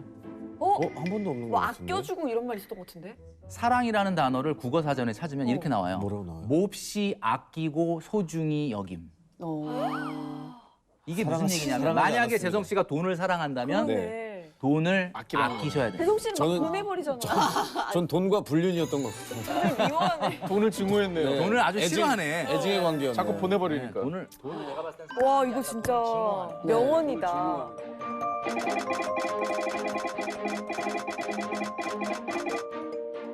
자, 오늘도 쉽고 정확하게 돈 관리 공식을 알려주셨습니다. 선생님, 오늘은 또 어떠셨나요? 네, 오늘 뭐 굉장히 열띤 토론과 함께 또 학습 효과가 또 바로바로 나타나니까 너무 기분이 좋았다라는 뜨겁네요. 네. 그런 시간이고 오늘 말씀드린 이 저축의 네. 기본적인 공식들만 실천하더라도 여러분들이 아마 한층 부자로 나가는 그 시간을 앞당기지 않을까 그런 생각을 한번 해보게 됩니다. 네, 고맙습니다.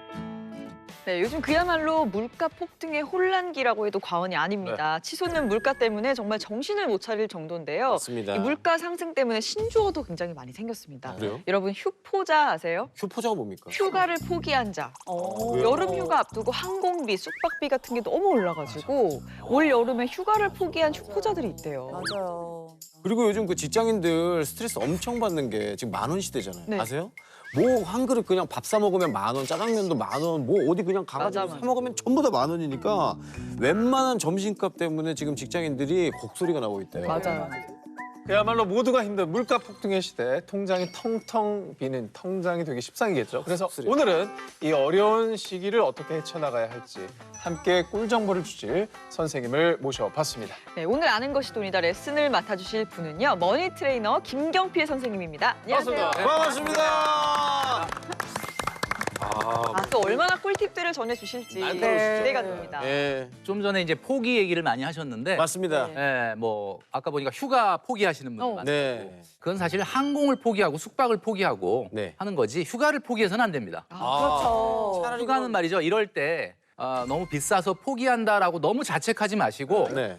또 새로운 세상이 열립니다. 어려우면 또 안 보이던 것들이 보이는 어허. 것이 바로 맞아요, 그 맞아요. 세상이기 때문에 그럼 선생님은 개인적으로 네. 휴가를 어떻게 하실 계획이세요? 저는 이제 휴가를 강아지가 있기 때문에 네. 어디 멀리는 못 가요. 그래서 항상 그냥 휴가 때 보면 그냥 가까운데 이렇게 당일치기로 갔다 오는 강아지 휴가. 데리고. 예, 그게 강아지 바로 데리고. 숙박을 포기하는 여행이네요. 그러니까 한마디로 말해서 해외 여행이라는 건 사실 생각하기 어렵거든요. 네. 또 멀리 떠나고 싶을 때도 또 있잖아요, 선생님. 근데 이제 저희 애들이 네. 엄마 아빠하고 떨어져 가지고는 하루 이틀 이상을 못 버티기 때문에 너무 선생님 생각만 하시는 거 아닌가요? 아이들 생각을 구체적으로 한번 물어본 적 있습니까? 뭐 물어본 적은 없는데 제가 봤을 땐 그런 것 같아요. 모든 것에는 다 방법이 있습니다. 그래요. 선생님처럼. 다 방법이 있습니다. 자, 근데 사실 웃음이 싹 사라져요, 요즘에. 이거 맞습니다. 근데 맞아요. 너무 선생님 갑자기 오른 거 아니에요? 네. 정말 역대급이라는 표현이 정말 딱 들어맞을 정도로 갑자기 인플레이션이 생겼는데 자, 이 인플레이션이 뭔지에 대해서 조금 우리가 정확하게 좀 짚고 넘어가야 될 것 같아요. 네. 자, 인플레이션이라는 것은 화폐 가치의 하락으로 전반적이고 그리고 지속적으로 물가가 상승하는 경제 현상을 말하는 거거든요. 그러니까 우리가 이제 뭐 익히 들어서 많이 알고 있는데 지금 미국 같은 경우는 5월 물가 지수가 8.6%. 그다음에 많이 유럽은 났더라고요. 7.5%. 우리나라도요. 우리나라도. 2008년 금융위기 이후에 14년 만에 최고치를 기록했는데 바로 5.4% 정도를 기록을 했습니다. 와. 이게 근데 진짜 큰 차이거든요. 지금 난리 났다. 아니 어쩐지 마트 가도 네. 너무 비싸니까 뭐 맞아요. 조금만 사도 10만 원 이상이 맞아, 넘어가더라고요. 이렇게 그 종량제 봉투 이제 사오잖아요, 사람들이. 그거 하면 진짜 몇 개 없어요. 맞아. 이렇게 미친 듯이 정말 물가가 오르는 게 아무래도 이제 국제적인 일이다 보니까 이게 러시아와 우크라이나 간 전쟁의 영향이 있지 않을까 네, 그렇게들 많이 맞습니다. 얘기하시더라고요. 우리가 이제 그 지금의 인플레이션 현상을 한 3가지 정도로 볼 수 있는데 우리가 좀 전에 상진 씨가 얘기하셨던 우크라이나 전쟁. 이 전쟁으로 인해서 이제 세계의 어떤 공급망이 좀 붕괴가 되다 보니까 네. 에너지 이 가격 그리고 또 원자재 가격이 폭등을 하고 네. 이 폭등한 것이 결국 생산자 물가를 자극을 해서 결국 생산자 물가는 시차를 두고 소비자 물가를 자극할 수밖에 없습니다. 사실은 더 근본적인 이유라고 볼 수가 있는데 이것은 2008년 이후에 오랫동안 전 세계의 주요 국가들이 거의 마이너스에 가까운 금리를 지속해 왔거든요. 미국 같은 경우는 10년 넘게 거의 0.25% 이하의 네. 금리. 그리고 우리나라도 2016년 이후부터 1%대 정말 말도 안 될 정도로 낮은 금리를 계속 유지하다 보니까 통화량이 폭발적으로 증가를 해서 지금 현재 부메랑 현상이다라고 볼 수가 있는 거죠.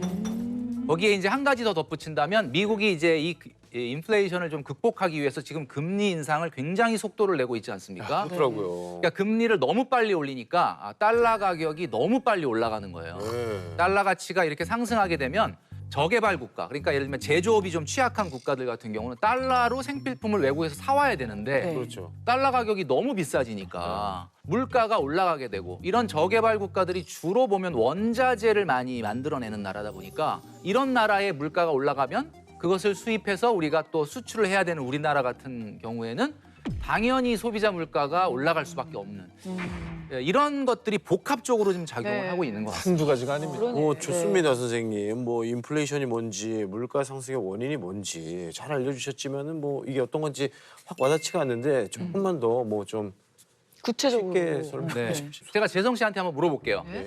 치킨 자주 드시죠? 아, 저는 일주일에 2번, 많으면 2번, 적으면 한 번씩 먹습니다. 그죠. 치킨을 2만 원 주고 사 먹었는데 네. 어느 날부터 2만 1,000원을 주고 사 먹어야 한다면 2만 1,000원이나 2만 2,000원까지도 저는 괜찮아요. 그냥 먹어요. 오케이. 맞아요. 그러니까 지금 현재 1,000원까지. 우리나라가 소비자 물가 지수가 5월 달에 5.4%, 네. 인플레이션 5% 시대가 현실화됐는데 이 5%라는 인플레이션이 우리한테 주는 영향은 치킨을 2만 원짜리를 2만 1,000원에 사 먹어야 된다. 이건 별 느낌이 없을 수도 있어요. 네, 그런데 그렇죠. 이렇게 한번 생각해 보면 어떨까요? 네. 매달 받는 월급이 300인데 네. 하루아침에 월급이 285만 원이 된다면 그건 좀 선 넘는 거죠. 그것도 약간 상도덕이죠. 그거는 그거는 약간 봐봐, 여러분 진짜 빈정상하는 거예요. 10만 원씩 매년 올려줘도 저희가 너무 그러니까. 작아요 하는 판국에 그렇죠. 뒤로 간다? 타격이 진짜 크죠. 자 이거는 이거는 그 출연료가 깎인다는 게 실제 출연료가 깎이는 게 아니라 만약에 300만 원을 받았는데 네. 300으로 살 수 있는 그 구매력이 인플레이션 때문에 적어지는 거니까 사실은 똑같이 월급을 주더라도 월급이 깎이는 효과가 발생을 한다. 아. 그게 인플레이션. 그러니까 월급은 아. 같은데 내가 살 수 있는 건 훨씬 그렇죠. 줄어드는 거잖아요. 그게 아, 이제- 쉽게 얘기해서 100만 원 주고 사던 물건을 네. 105만 원을 줘야 사는 거니까 그렇죠. 그런 이제 효과가 확 나타난다. 근데 이게 아. 생필품일 경우에는 지속적으로 빠져나가는 거잖아요. 그러니까. 이제. 아, 그렇죠. 그럼 이제 확 와닿죠. 네. 혈압도 오르고. 그렇다면 저희가 오늘 이러한 물가 폭등 상황을 극복할 수 있는 방법을 알려주실 수 있는 건가요? 네, 그래서 오늘 제가 준비한 내용은 바로 이겁니다. 물가 폭등 시대. 네. 정신 똑바로 차려야 살아납니다. 오. 자, 우리 복창 한번 하실까요? 네. 물가 폭등의 시대. 정신 똑바로 차려야 살아난다. 주식 얘기할 때는 차라리 희망이라도 있었지. 정신을 똑바로 차려. 생존의 문제예요 지금. 너무 슬픕니다, 선생님. 근데 어떤 방향으로 정신 차려야 돼요? 소비를 우리가 뭐 줄인다 이러면 굉장히 거부감이 있는데 우리가 핵심적인 건 뭐냐면 적은 돈으로도 과거와 똑같은 만족을 할 수 있는 소비를 해야 된다. 라는 거죠. 쉽지가 않을 텐데. 그러니까요. 혹시 혜정 씨 같은 경우는 소비가 네. 늘어나면 네. 행복도 늘어날까요? 만약에 제가 너무 원해서 사고 싶었던 거를 사면 행복감이 좀 늘어나겠죠? 그렇죠. 예. 네. 이게 우리가 보통 보면 이게 경제학에서는 효용이라고 만족이라고 하는데 소비를 늘리면 당연히 전체 총 만족은 늘어납니다. 당연하겠죠. 네. 외식 5번 하는 집이 행복해요? 외식 1번 하는 집이 행복해요? 5번이 행복하죠. 아니, 5번이 행복하죠. 그래요? 예. 네, 5번이 행복하죠. 돈을 그럼 5배를 썼는데 행복 안 하면 안 되죠. 당연하죠. 큰일 나지. 큰일 나죠. 돈 없는 그런데 거지. 문제는 외식을 5번 하는 집 애들은 밥 먹을 때마다가 투정을 부립니다. 그쵸, 그쵸, 그쵸. 뭐 고기가 질기네, 이 집 별로네, 막 이런 거 있죠. 그렇죠, 그렇죠. 딱 한 달에 한 번만 한다. 어. 그러면 잘 먹습니다. 네. 너무 맛있다. 이거. 맞아요. 그렇죠, 맞아요, 그렇죠. 외식 한 번에 만족, 효용이 올라가는 거예요. 그렇죠. 한마디로 무조건 소비를 많이 한다고 무조건 행복이 정비례하지는 않는다. 어. 이 얘기는 거꾸로 얘기하면 소비를 줄인다고 해서 또 행복이 또 정비례로 줄어들지 않는다라는 것을 말씀드리는 거예요. 야, 이거 쉽지 않네. 이게 되게 유명한 이론이잖아요. 한계 효용 체감의 맞습니다. 법칙. 예. 어. 소영 씨한테 제가 질문 네네네. 한번 드려볼 텐데 치킨 중에 이 세상에서 가장 맛있는 치킨은 어떤 치킨입니까? 뭐 아무래도 아무래도. 후라이드 치킨? 전 옛날 치킨. 통닭. 옛날 거. 저는 저 밥 비벼 먹는 거 코바. 아, 근데 요즘 같은 시기에는 아무래도 후기가 아닐까 생각해요. 두 마리. 괜찮네요. 인플레이션 시대에는 시기가 아닐까. 1타 2피. 그러네. 지금 말씀하시는 게 다 개인적인 주관적인 네네. 맞는 건데 네. 제가 말씀드리려고 하는 건 뭐냐면 가장 맛있는 치킨 잘 생각해 보면요. 네? 오랜만에 먹는 치킨. 참 빠지게 뭐 하시는 거예요? 근데 그런 거 있어요. 배고플 때 먹는 치킨도 맛있죠. 그렇죠. 배고플 때 먹는 치킨도 맛있고. 오늘 경제학 강의 맞아요? 약간, 그래서- 약간 자린고비 스토리인데 이거. 이게 그러니까 우리가 영수증을 보다 보면 나도 모르게 이렇게 좀 중복적인 소비 그리고 잦은 습관적인 소비가 숨어 있다라는 거죠. 우리가 이제 예를 들면 사과를 앉은 자리에서 3개를 먹는다고 한번 생각을 해보면 네. 당연히 첫 번째 사과가 제일 제일 맛있잖아요. 맛있어요. 그렇죠. 근데 두 번째 사과는 좀 왠지 맛이 좀 덜하고 세 번째 감동이 사과는 덜하죠. 뭔가 먹는 게 괴롭다. 네. 약간 이럴 수도 있잖아요. 네. 그러니까 우리가 똑같은 돈을 쓰더라도 항상 첫 번째 사과와 같은 소비를 하는 그런 소비를 해야 된다라는 거죠. 이게 되게 만족도가 높은 소비를 하기 위해서 계속 노력해야 맞습니다. 되는 거죠. 만족도가 높은 소비를 하기 위해서 아까 이제 말씀드렸던 것이 이제 그 한계 효용 체감의 법칙이라는 거죠. 그걸 우리가 오늘 여러 사연들을 가지고 한번 배워보려고 하는 겁니다. 네. 그러니까 쓸데없이 습관적으로 중복적으로 지출하는 거를 조금 줄일 막아야 필요가 된다. 있다. 네. 모든 소비가 약간 처음 같은 기분이 들 수 있는. 맞아요. 자, 그러면 이제 첫 번째 돈 관리 네. 사연부터 한번 만나보도록 하죠. 네, 제가 사연을 읽어드리도록 하겠습니다. 네. 전문대학을 졸업하자마자 바로 취업을 해서 벌써 3년 차가 된 25세 임수연입니다. 저는 현재 프리랜서로 일을 하고 있어요. 네. 수입이 일정하지 않아서 돈을 모으는 게 참 힘이 듭니다. 멘토님께서 사회초년생은 5년 안에 1억을 모아야 한다고 하셨는데 평균 월급이 230만 원 정도가 됩니다. 이제 겨우 2천만 원을 모았습니다. 5년이 되려면 앞으로 2년밖에 남지 않았는데요. 저 같은 경우에 기간을 얼마나 설정하고 월급을 어떻게 설정해야 생활에 타격이 가지 않게 1억을 모을 수가 있을까요? 네. 와, 근데 진짜 정말 제 주변에 이런 상황인 분들이 참 많죠. 많은 것 같아요. 제가 이제 그 158만 원 5년 동안 모아라라고 했던 거는 네. 사실은 이제 소득의 평균 기준을 얘기하면서 얘기했던 거라 이분한테는 사실 조금 버거울 수는 있겠고요. 네. 전 잘한 것 같은데요. 사회 초년생이기도 하고 하고 싶은 것도 너무 많을 텐데 맞아요. 잘 아끼고서 잘 모은 것 같아요. 그리고 게다가 이 들쭉날쭉한 네, 상황도 그 이 상황에서. 정도 왔다는 거. 네. 본인의 월급에 비해서는 굉장히 잘 모은 그렇죠. 게 아니에요. 1년에 700 정도 저축을 하시는 네. 그래서 이제 제가 보니까 2천만 원이면 월 평균 55만 원을 모은 거예요. 네. 사람의 눈높이에 따라 다르긴 하겠지만 네. 대단하다라고 생각할 수 있는 부분도 있지만 그러니까 제가 얘기하는 거는 뭐 야단을 맞아야 될 만큼 못했다라는 네, 건 네, 아닌데 네. 이렇게 잘했다라고 막 칭찬할 정도는 아니다. 사실 이 프리랜서잖아요. 네. 네. 우리가 모든 재테크의 기본을 3가지로 얘기하는데 첫 번째 아끼고 모으고 불리고입니다. 아끼고 모으고 불리고. 근데 이분은 앞에 하나 더 붙여야 돼. 잘 벌고. 잘 벌. 보소득. 잘 벌고 아끼고 모으고 불리고가 더 중요합니다. 수입을 무슨 늘려야 되는 얘기냐면 거구나. 이분이 가장 중요한 재테크는 자기의 소득이 확고해지고 성장하는 것이 가장 중요하다. 이게 가장 큰 재테크예요. 아, 이건 또 생각 못했네. 예. 가진 돈을 어떻게 잘 아낄 것만지만 그렇죠. 생각하기 때문에 이게 이제 버거운 거구나. 맞아요. 네. 230이라고 하는 소득은 아까 얘기했던 것처럼 뭐 최고 맥시멈으로 해봐야 7, 80 이상 저축은 못하지 않습니까? 네. 그러니까 이거는 한계가 있는 거다. 그래서 이거 어떻게 할까?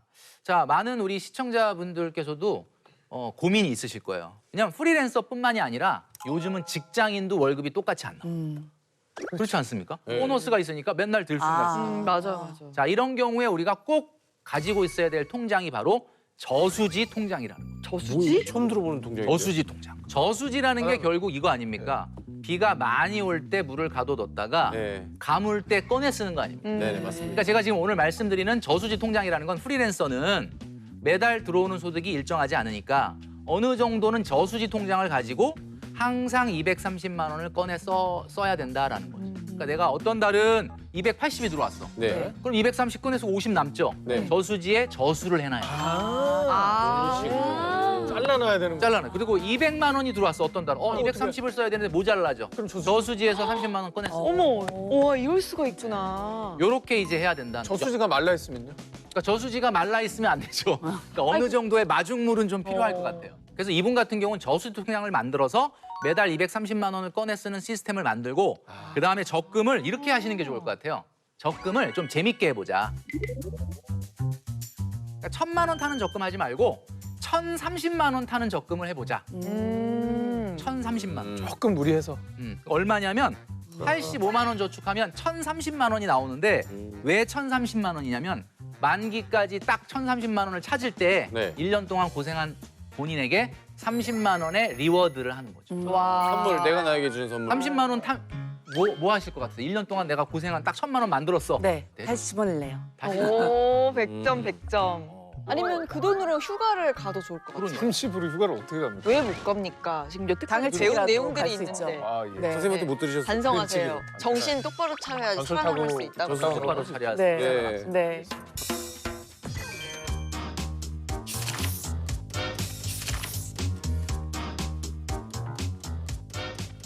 다음 사연 만나보겠습니다.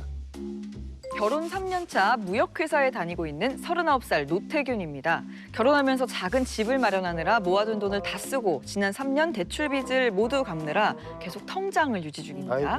최근 이직하면서 10년 동안 근무하던 곳에서 퇴직금 3천만 원을 받아 목돈이 생겼습니다. 올해 10월에 첫 아이가 태어날 예정이라 이 돈을 잘 불려보고 싶은데요.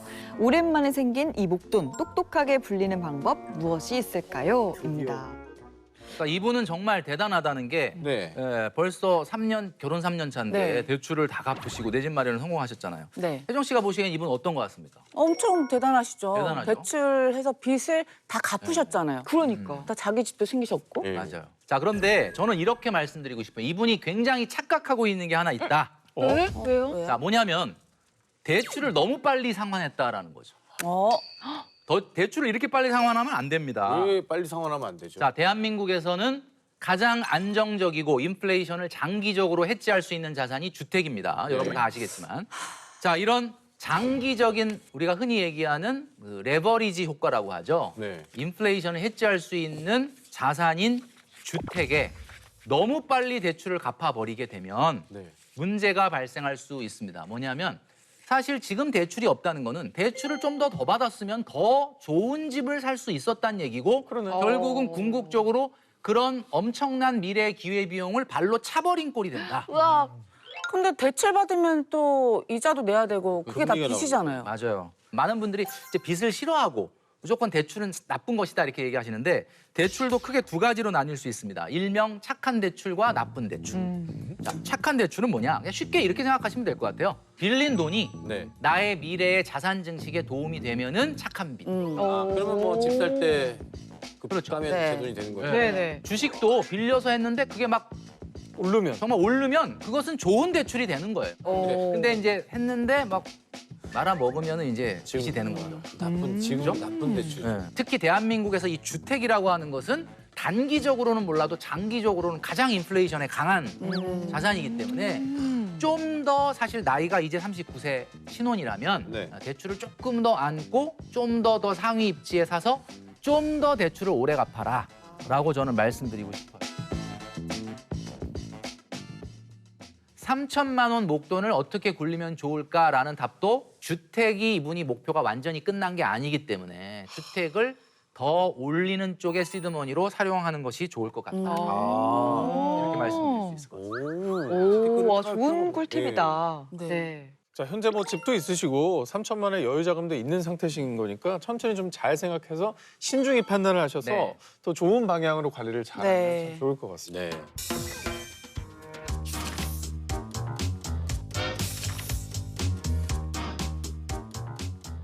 자, 그러면 이제 마지막 사연 만나보겠습니다. 안녕하세요. 중학생, 고등학생 자녀를 둔 48살 김정민입니다. 요즘 노후 자금 문제로 고민이 많습니다. 저희 부부의 월 소득은 세후 700만 원 정도에 고정으로 나가는 돈이 주택담보대출 상환, 보험료, 아이들 교육비 등 320만 원 정도고요. 매달 생활비로 280에서 350만 원 정도를 쓰고 있습니다. 상황이 이렇다 보니 저축할 여유 자금이 없고 현재 모아놓은 돈도 거의 없는 상태라 생활비를 줄여보려 해도 당장은 쉽지가 않더라고요. 저희 부부의 노후 자금 어떻게 대비하면 좋을까요? 요즘 또 결혼을 늦게 하는 추세다 보니까 네. 맞아요. 거의 아이들 다 키우고 나면 나의 은퇴 시기가 다가오는 이런 고민이 많은 것 같거든요. 그러니까 은퇴를 해서도 자식한테 계속해서 지원을 해야 되는 거죠. 네, 결혼을 맞아요. 한다거나 하면은 야, 노후 자금은 이건 모든 인류의 고민거리 맞아요. 아닙니까? 노후 자금을 어떻게 준비해야 네. 될지. 제가 상담을 하다가 아는 분이 노후 자금 얼마나 필요할까, 노후 생활비 얼마나 필요할까 이래서 그러면 한번 지금 노후 생활 하시는 시어머니한테 전화를 해봐라. 그랬더니 그냥 바로 그 자리에서 시어머니한테 전화를 하시더라고요. 전화를 딱 했더니 시어머니가 하시는 말씀. 야야 말도 마라. 숨만 쉬는데 300 든다. 기본적으로 이렇게 그냥 얘기하셨던. 근데 요즘 사람들은 정말 숨만 쉬는 거에 외식도 한번 해야 되고 맞아요. 이런 게 다 포함이 되어 있는 것 같아요. 네네. 그것도 할 건 해야지. 그러니까. 행복을 위해 그렇죠. 사는 건데. 근데 은퇴하면 그 300이 나오지 맞아요. 않으니까. 자, 그래서 오늘 우리가 이 문제는 이분의 고민인과 동시에 여기 있는 모든 분들, 시청하시는 모든 분들의 고민인데 대한민국의 고민입니다. 그죠? 자, 이거를 한번 이렇게 생각해 볼게요. 이분이 노후 자금 어떻게 만들까요? 라는 질문인데 요 말을 이렇게 바꿔볼게요. 노후 소득 어떻게 만들까요? 이렇게 한번 바꿔보겠습니다. 노후 소득. 그럼 은퇴를 안 자, 한다는 거. 노후 자금과 노후 소득 느낌이 좀 다르죠? 예, 네. 예, 예. 노후 소득은 왠지 노후에서도 계속 일을 해야 될 것 같은 느낌인데요. 꼭 그런 건 아니. 자꾸 노후 자금을 말이죠. 네. 네. 이렇게 목돈, 자산으로 자꾸 생각하는 아. 경향이 있는데 이렇게 되면 사실 안 된다. 노후라는 것은 매달 통장에 내가 회사를 나가지 않더라도 정확하게 내 생활비가 꽂혀야 되는 거기 때문에 현실은 노후 소득입니다. 그러니까 매달 똑같은 돈이 찍혀야 된다는 거예요. 노후 자금이라면 좀 큰 목돈을 얘기하는 것 같고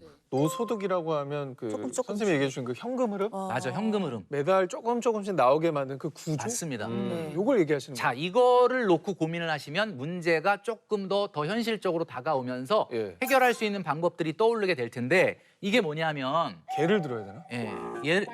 개요? 걔를 그럼 막 개 모임이요? 20년 짜 개모임. 그 앞번호 뽑으면 좋고. 네. 그러니까 한마디로 말해서 노후의 소득을 해결하기 위해서는 말이죠. 완전한 은퇴를 하지 않겠다라고 마음 먹는 게 제일 중요합니다. 네. 그러니까 여기서 많은 분들이 그래요. 아니 그럼 내가 빨리 하루라도 일해서 좀 벗어나고 싶은데 이건 은퇴를 못 한다 그러면 얼마나 괴롭냐 이렇게 얘기하시는데 제가 얘기하는 건 뭐냐? 세미 은퇴를 해라. 그러니까 세미 은퇴가 뭐냐면 노후 생활과 적절한 사회 활동, 경제 활동을 병행하는 거예요. 그래서 이거를 준비를 하셔야 되는데 취미와 관련해서 어떤 자격증을 따거나 경력을 쌓아서 뭐 그 일을 좀 하겠다. 물론 본인이 현직에 있을 때보다 높은 소득은 불가능합니다. 그렇지만 어느 정도의 경제 생활을 하면서 소득을 올릴 수 있다 그러면 노후 생활비도 줄어들게 된다는 거예요. 제가 여러분들한테 지금 미리 말씀드리는 이유는 은퇴 임박해가지고 안 되겠구나, 내가 일을 해야 되겠구나 라고 생각하시면 늦어요. 네. 지금 20, 30대, 30, 40대 때 미리 제2의 잡이 어떤 거를 선택을 해야 되는지를 준비를 하셔야 됩니다. 근데 여기서 말하는 제2의 잡은 막 생계형 경제활동은 아닙니다. 뭔가 자아실현, 사회 참여, 행복하게 할 수 있는 일을 찾아야 된다라는. 파트타임이라도. 그렇죠. 네. 근데 많은 분들에게 꼭 말씀드리고 싶은 게 정말 서글프다. 정말 내가 70, 80까지 일해야 되나 이렇게 생각하실까 봐 제가 노파심에 말씀드리는데 예. 지금 60세에 은퇴하시고 연금 따박따박 받는 공무원 은퇴하시고 편안하게 노후 생활 하시는 분들한테 물어봤거든요. 네. 뭐가 가장 힘드신가요? 라고 물어봤더니 그분들이 첫 번째로 한 얘기가 일하고 싶다였어요. 저희 엄마가 딱 지금. 그러니까 내가 필요로 하는 존재라는 걸 인식하는 것 그렇죠. 자체가 되게 중요하다고 하더라고요. 네, 그래서 그런 준비를 같이 하시는 게 좀 완벽한 노후 생활을 준비하는 방법이다.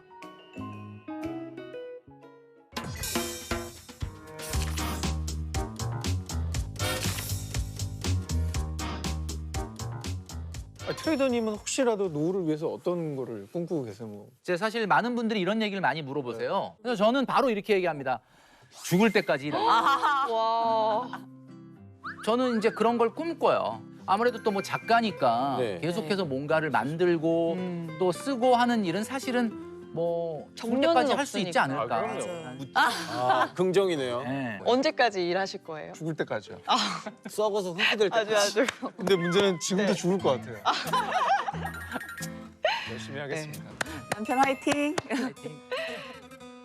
요즘 참 마음이 힘든 시기잖아요. 네, 이럴 때 우리 웃으면서 새롭게 의지를 또 다지고 네. 어쨌든 우리가 또 겪어내야 되지 않겠습니까? 맞아요. 용기를 갖고 의지를 갖고 네. 좀 잘 버텨내면 좋겠다는 생각을 해봤습니다. 네. 네.